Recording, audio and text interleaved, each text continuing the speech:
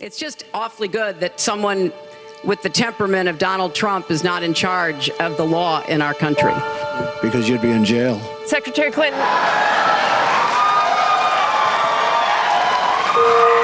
I mean, I was a businessman doing business.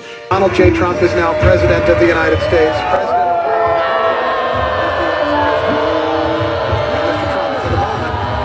What a great honor to be able to introduce for the first time ever anywhere the 45th president.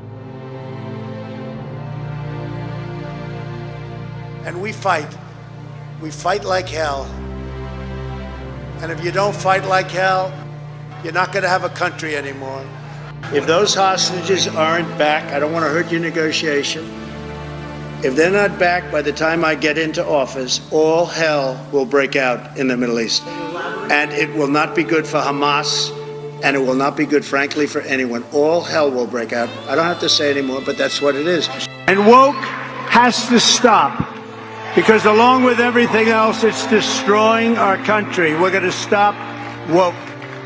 Woke is bullshit.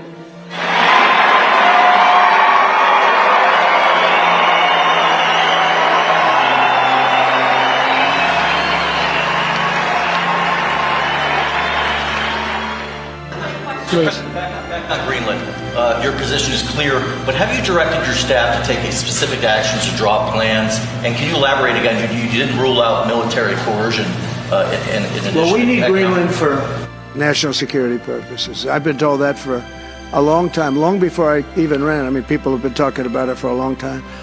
You have approximately 45,000 people there. People really don't even know if Denmark has any legal right to it. But if they do, they should give it up because we need it for national security. That's for the free world. I'm talking about protecting the free world. You look at, you don't even need binoculars. You look outside, you have China ships all over the place. You have Russian ships all over the place. We're not letting that happen. We're not letting it happen. I'm here in Greenland. This kid's got a MAGA hat on. What's your message to Donald Trump? Fight Greenland. Fight Greenland. Fight Greenland. Fight Greenland. No more tennis. No more tennis. We don't like tennis before. You said you were considering military force to acquire Panama and Greenland. Are you also considering military force to annex and acquire Canada? No. Economic force. Because Canada and the United States, that would really be something.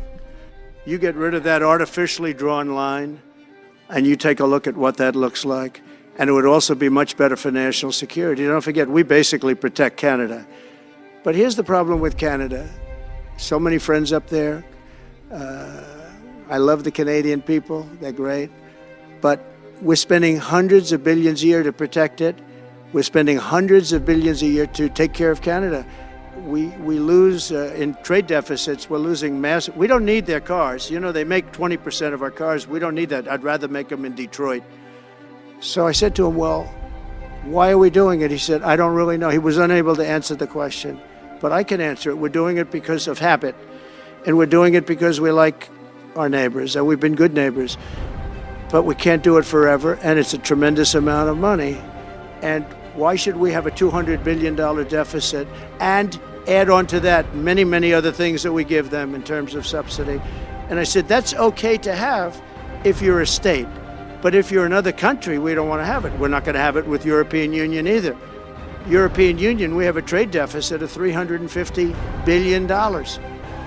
They don't take our cars. They don't take our farm product. They don't take anything. And so we're not going to have it with them either. They send us hundreds of thousands of cars. They make a lot of money with that. They send us a lot of other things that we don't need. We don't need their cars. And we don't need the other products. We don't need their milk. We got a lot of milk. We got a lot of everything, and we don't need any of it. Here's what we have. We have a right not to help them with their financial difficulties because we owe $36 trillion too. We're going to start knocking it out pretty fast, but we're going to be able to do it because of energy and other things. But no right. But why are we supporting a country, $200 billion plus a year? Our military is at their disposal. All of these other things, they should be a state. That's why I told Trudeau when he came down, I said, what would happen if we didn't do it? he said Canada would dissolve. Canada wouldn't be able to function. We're going to win so much, you may even get tired of winning. And you'll say, please, please, it's too much winning. We can't take it anymore. Mr. President, it's too much. And I'll say, no, it isn't. We have to keep winning. We have to win more. We're going to win more. We're going to win so much. Off the top, you mentioned the Carter funeral today. I'm Donald Trump, what and I were you approve talking this to message. Barack Obama about? It did look very friendly, I must say. I didn't realize it. I didn't realize it, how friendly it looked.